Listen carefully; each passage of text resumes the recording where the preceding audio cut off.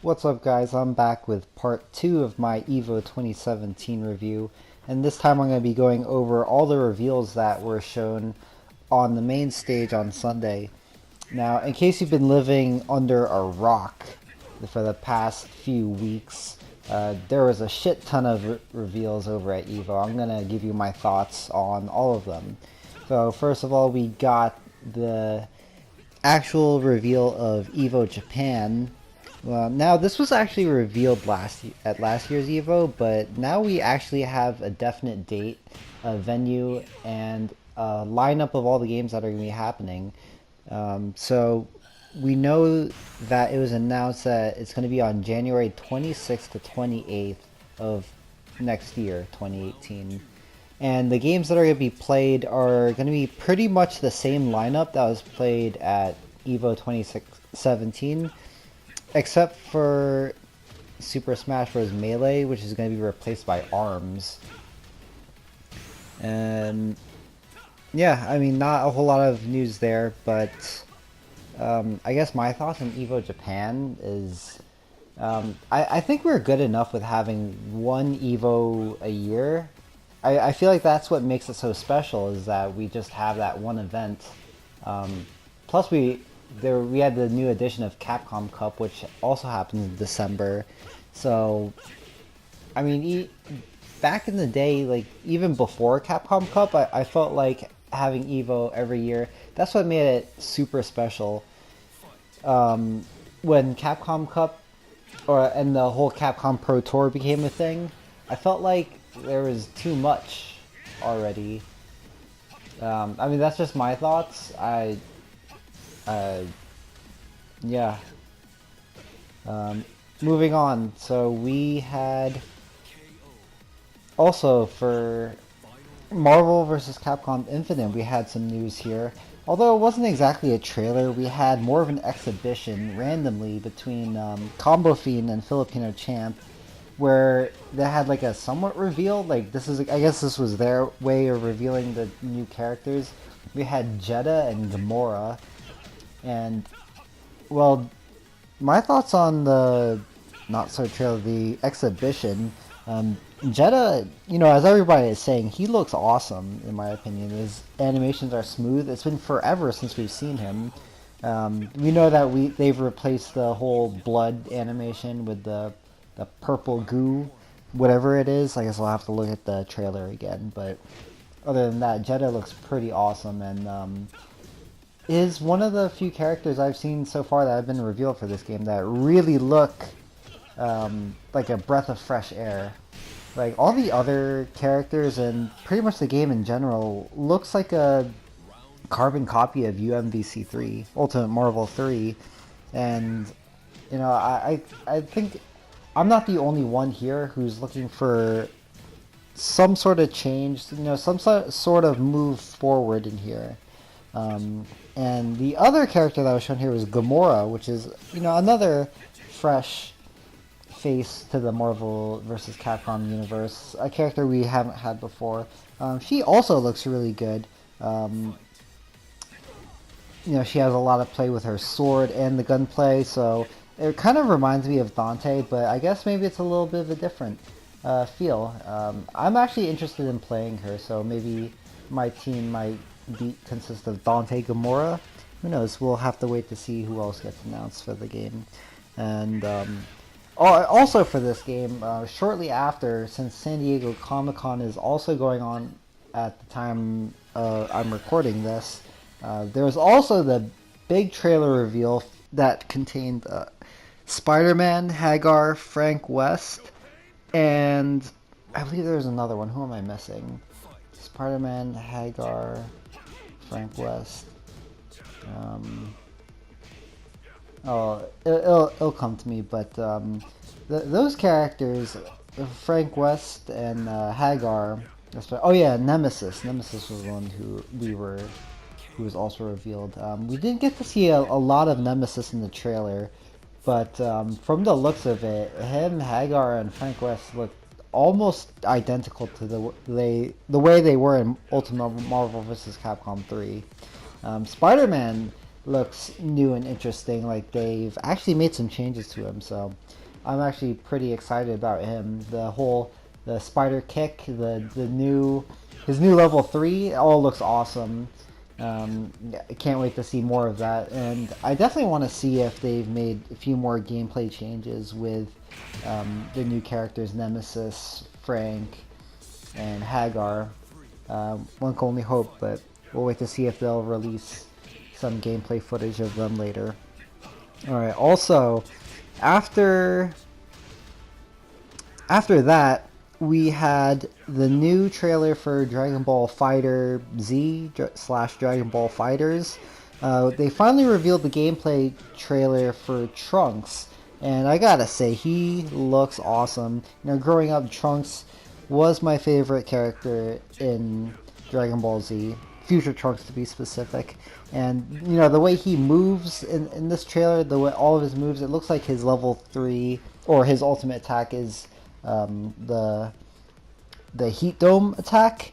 It looks awesome. Like all of his moves, it looks like he uses a lot of his sword moves. It all looks super smooth, looks very crisp, looks very faithful to the manga and the anime, which is awesome. So can't wait to see more of Trunks. And also after EVO, we also saw that Krillin and Piccolo were also revealed via, I believe it was a magazine in Japan, but that's how they were announced, so to say, for their inclusion in the game. But we also got a word from the producer of Dragon Ball Fighter slash Dragon Ball Fighter Z over at Arc System Works, and she said that they're balancing this game in a way where power levels are being taken into account. So, but the way they plan on balancing it is by having weaker characters or characters with lower power levels to have shorter cooldowns on their assists, while the stronger characters are going to have a longer cooldown on the assists. Now, this is where I'm actually very torn on this idea.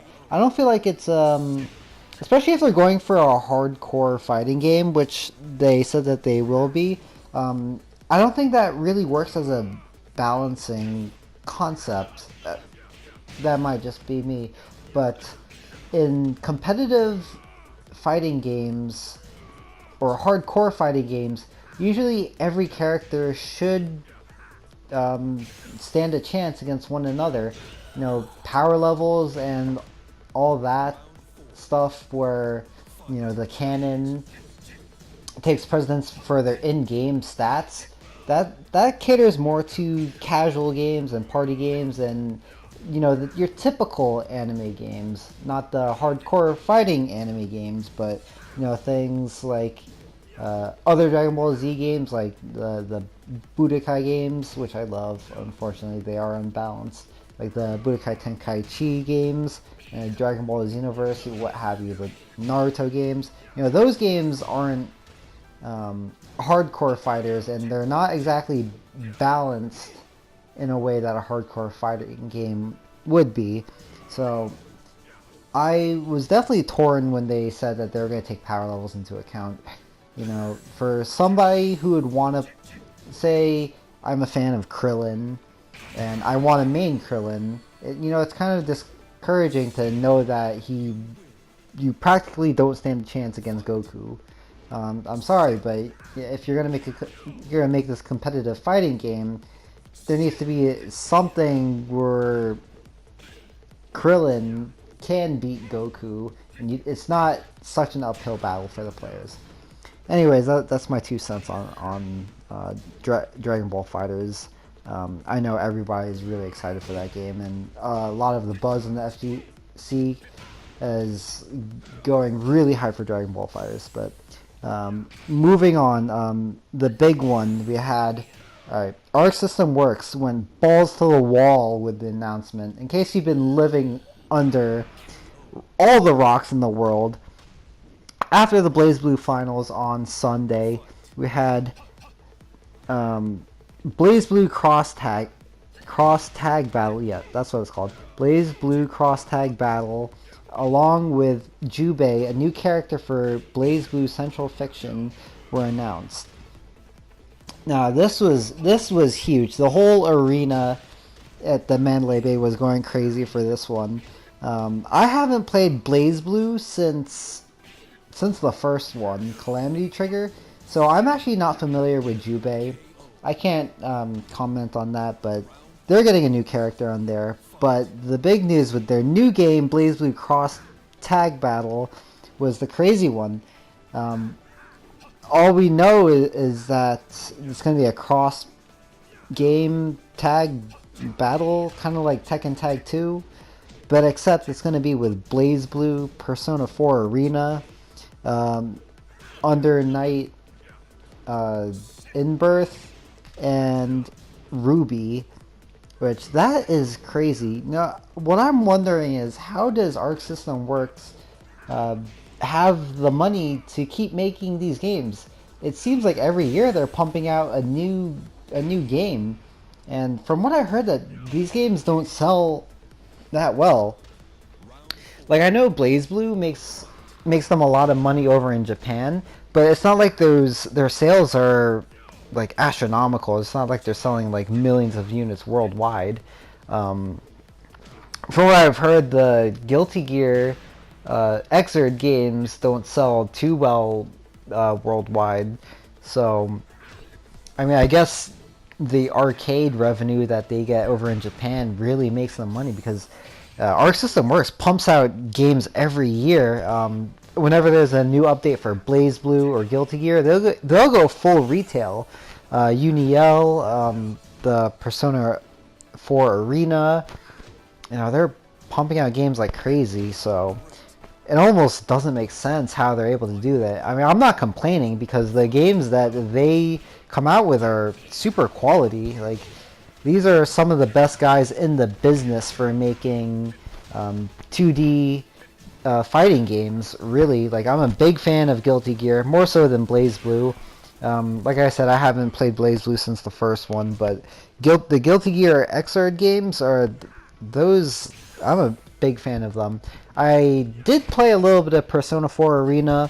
I really liked it, but I didn't play it for very long, as that was around the time where my PS3 broke.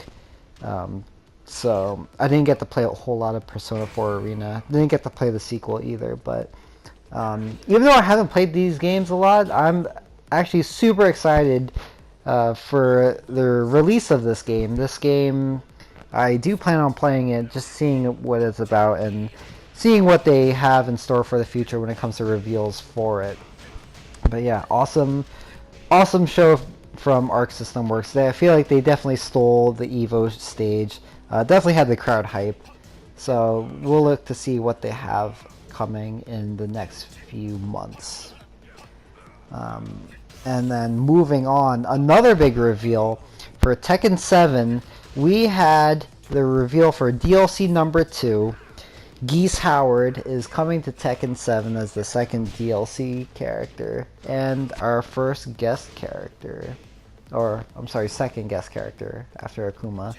And I gotta say, this guy, I haven't seen Geese Howard in quite some time, but this is the best he's ever looked. Like, I'm pretty sure the guys over at Namco,